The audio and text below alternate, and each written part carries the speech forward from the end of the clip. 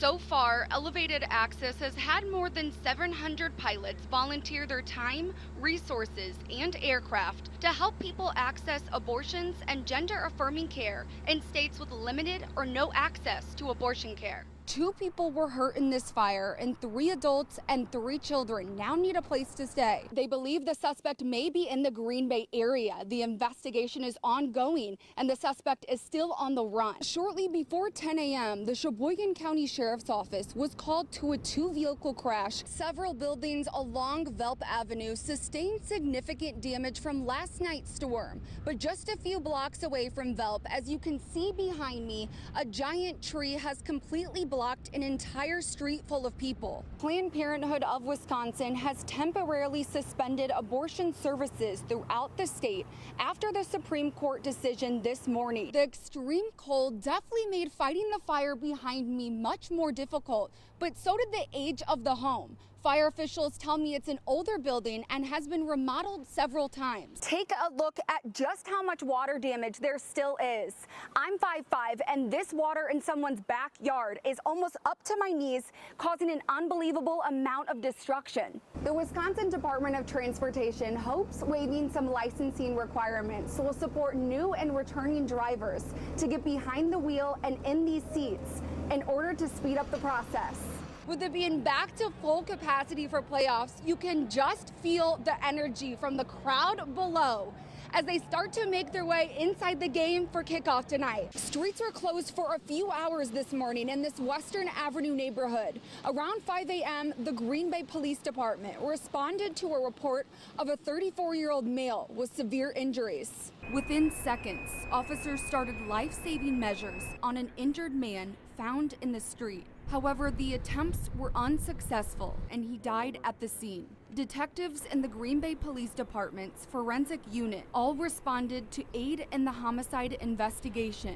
Officials spent around 6 hours on scene, which is right next to the specialty contractor H.J. Martin and Son. The owner, Edward Martin, says it's frustrating to see an increase in crimes in this area, and he wants more attention from the city. This is very disturbing. A lot of people don't realize that we have been trying to revitalize Military Avenue, West Mesa, and it's basically everybody concentrates on downtown and nobody concentrates on the rest of Green Bay, and we are one Green Bay, and you don't want to have one half. It's definitely an area that needs attention. Green Bay police believe this is an isolated incident and that the public is not in danger.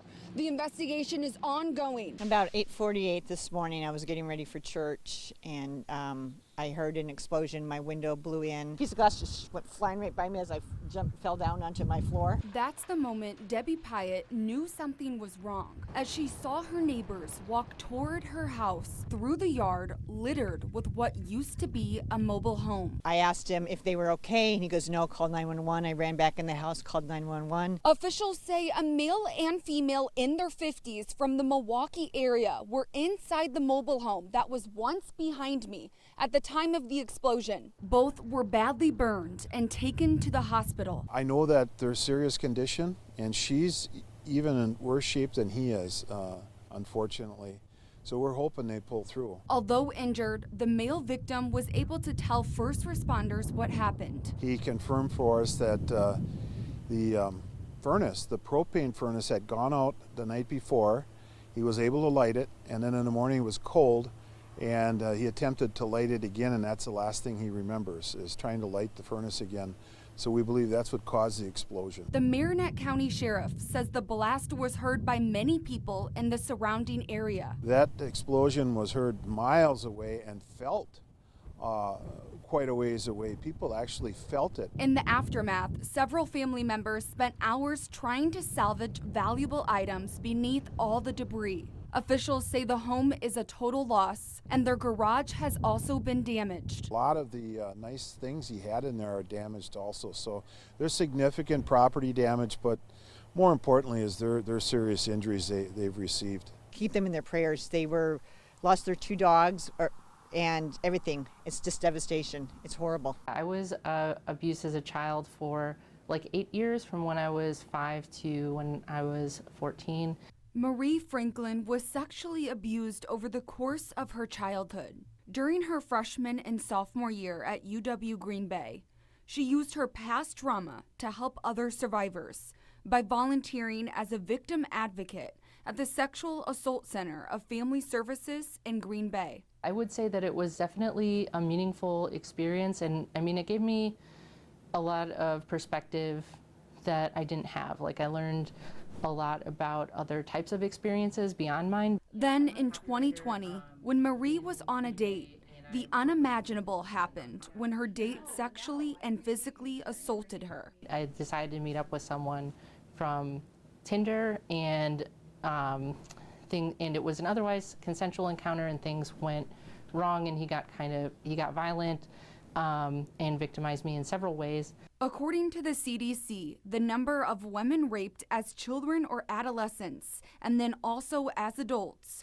are more than 2 times higher than women without an early rape history. Having seen the process as an advocate, I felt like I really had to do something. It was definitely different to be on the other side of that situation, and it helped me, I guess, to get through it and have a sort of anchor throughout the process. Marie explains she still suffers from trauma, PTSD, nightmares, and flashbacks from both incidents. It's really frustrating to feel continuously powerless in a situation that everyone thinks is over. It's a long process, and there's not necessarily an end to it. But survivors don't have to go through the process alone. That's where local sexual assault providers come in to help victims down a path of healing. This happens to everyone,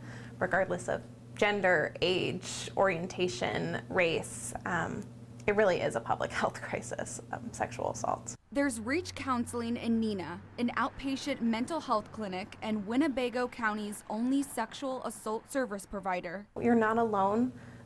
We are here to support you on your healing journey, whether that's today, tomorrow, or in 10 years that you feel the courage to pick up the phone and call or walk into our office. And the Sexual Assault Center of Family Services for survivors in Brown, Door, Oconto, and Marinette counties. The importance of awareness is so critical for survivors because oftentimes they don't feel like they're going to be believed. We want them to know that they are believed, that they have support. They all provide 24/7 services through advocacy programs, crisis calls, and victim advocates who can provide culturally specific services to survivors in the Latino, Hmong, and Indigenous communities. And even advocates who are also survivors, like Noelle Fenwick, a victim advocate at Reach Counseling. I've been doing this work for quite a few years and have been a survivor for many, many years. There's no wrong way to heal. There's no wrong way to cope with an assault. Coping mechanisms for Marie involves therapy, creative writing, and anything that makes her feel good and happy. That could just be reading or watching a movie or hanging out with my dog. But basically living my life has helped me move forward and helps me get through every day. Now in her 30s, Marie continues to live her life through her copywriting career and hopes to someday write her own book to advocate for change around sexual assault. A lot of what I felt after my experience was that my life had kind of ended as I knew it, and it wasn't ever going to be the same, and that I was kind of stuck here. But I think that now, I'm actually kind of back to how I was in many ways. I'm at a better place than I have been in a long time. The Sexual Assault Center and Reach Counseling want survivors to know There is an after, right? You can heal, you can improve and move on. It's always there. It's always a part of you, but it does get better. We want survivors to know that healing is possible and that they're worth that. Time doesn't matter. We're always here.